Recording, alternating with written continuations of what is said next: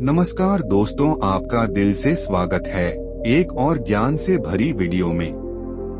दोस्तों, आज हम बुद्ध के अनुसार भूतों के होने या न होने के इस सवाल से पर्दा हटाने वाले हैं। दोस्तों, महात्मा बुद्ध अपने उपदेशों में कहते थे कि हमारा डर ही भूतों की प्रस्तुति करता है। बुद्ध ने इसी बात को गहराई से बताते हुए अपने शिष्यों को ऐसे ही एक गांव की कहानी सुनाई, जिस गांव के लोग हमेशा डरे और भयभीत रहते थे। दोस्तों, कहानी को शुरू करते हैं। गहरे घने जंगलों के बीच एक वीरान गांव स्थित था, जिसे लोग अलोकगढ़ के नाम से जानते थे।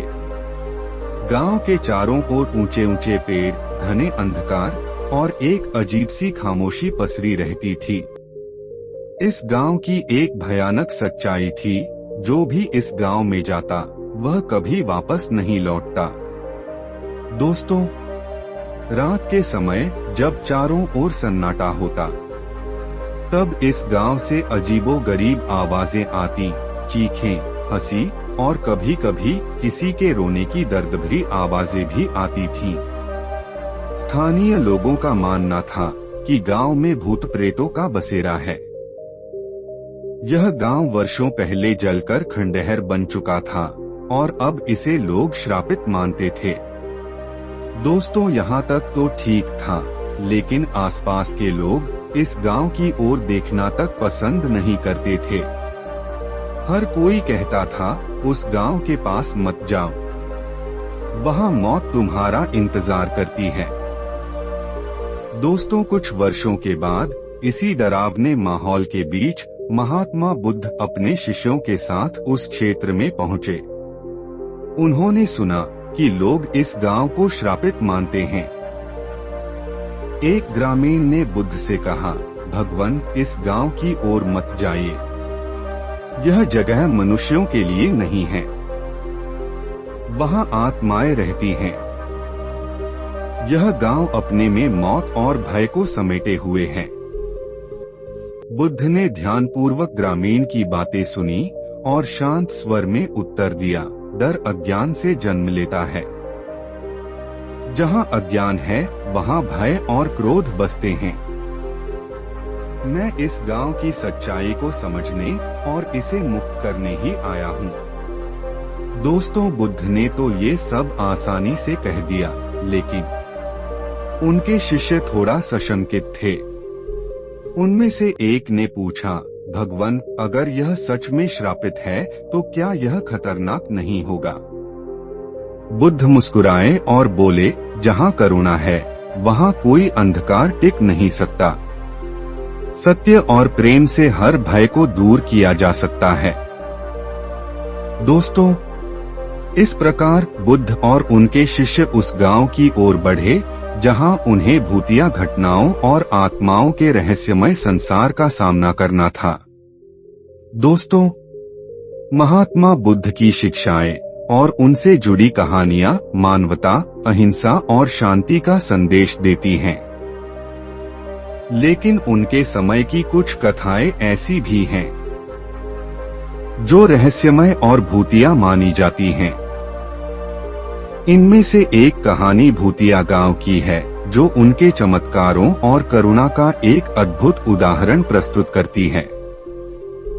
दोस्तों, यह घटना तब की है जब महात्मा बुद्ध अपने शिष्यों के साथ विभिन्न स्थानों की यात्रा कर रहे थे।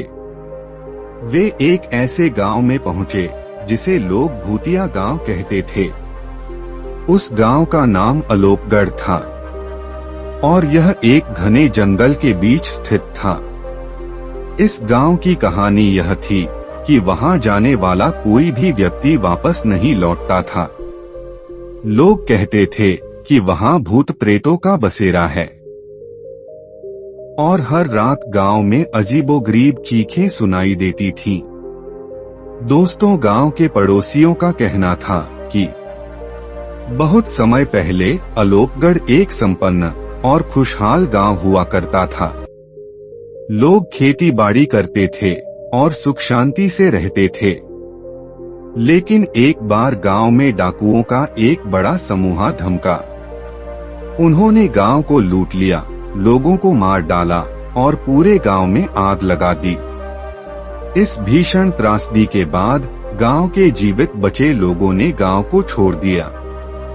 ऐसा कहा जाता है कि मारे गए निर्दोष ग्रामीणों की आत्माएं गांव में फंस गईं और वे प्रेतात्माओं के रूप में वहां भटकने लगी।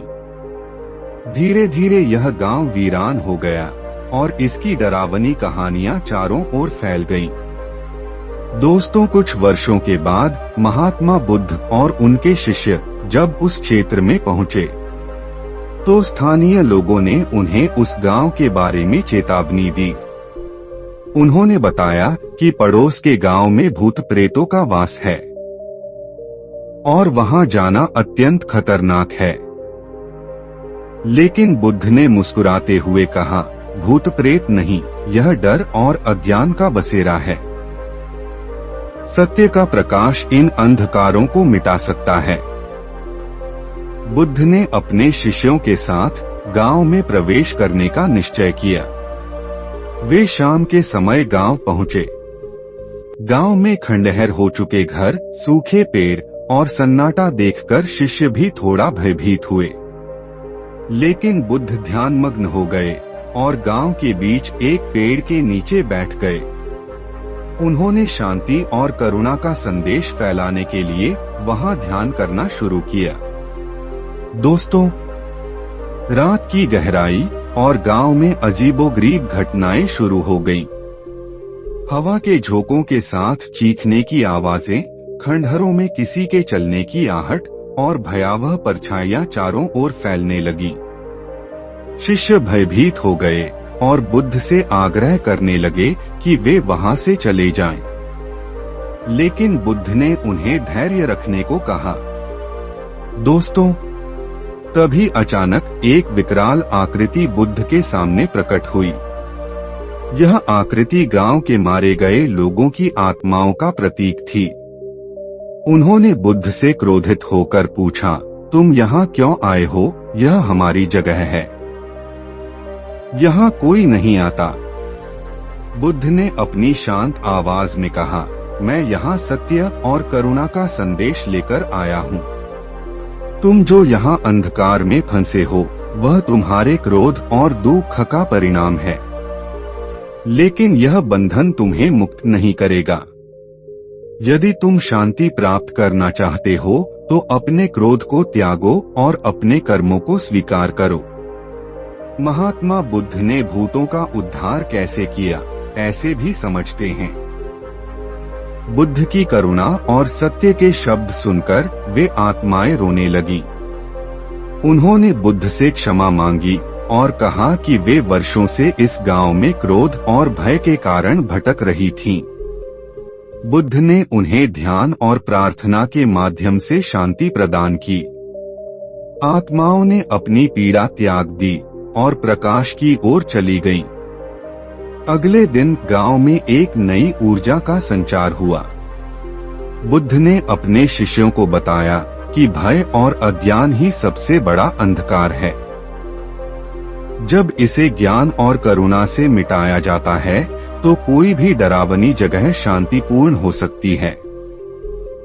यह कहानी हमें यह सिखाती है कि चाहे परिस्थितियां कितनी भी डरावनी क्यों न हो, सत्य, धैर्य और करुणा से उन्हें बदला जा सकता है।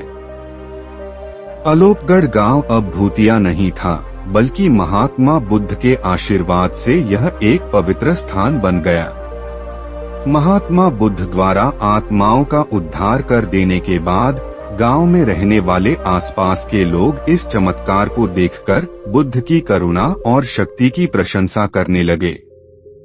हालांकि यह घटना यहीं समाप्त नहीं हुई। बुद्ध ने गांव को केवल भूत प्रेतों से मुक्त नहीं किया था। वे चाहते थे कि यह स्थान फिर से जीवन और आनंद से भर जाए। बुद्ध ने निर्णय लिया कि इस गांव को फिर से बसाया जाए और इसे एक उदाहरण बनाया जाए कि भय और विनाश से भी उन्नति संभव है। दोस्तों, बुद्ध ने अपने शिष्यों और स्थानीय निवासियों को बुलाया। उन्होंने कहा, यह गांव अब केवल एक कथा नहीं रहेगा। यह एक ऐसी भूमि बनेगी जो भय को करुणा में, अज्ञान को ज्ञान में और विनाश को सृजन में बदलने का प्रतीक होगी।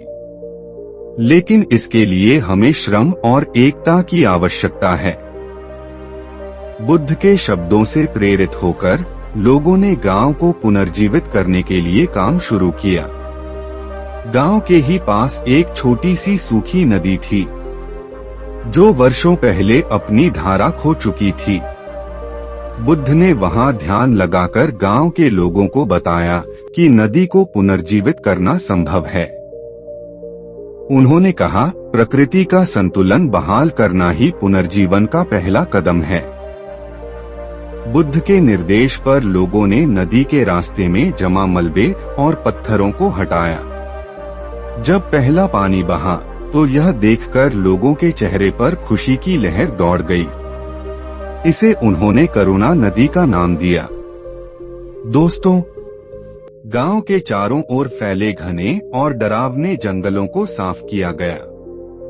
बुद्ध ने कहा, यह जंगल अब भय का प्रतीक नहीं रहेगा, बल्कि ज्ञान और ध्यान का स्थान बनेगा। उनके शिष्यों ने वहां ध्यान केंद्र और आश्रम की स्थापना की। हर रात गांव के खंडहर में, जहां पहले चीखें गूंजती थीं, अब दीप जलाए जाते और बुद्ध के उपदेशों का पाठ किया जाता।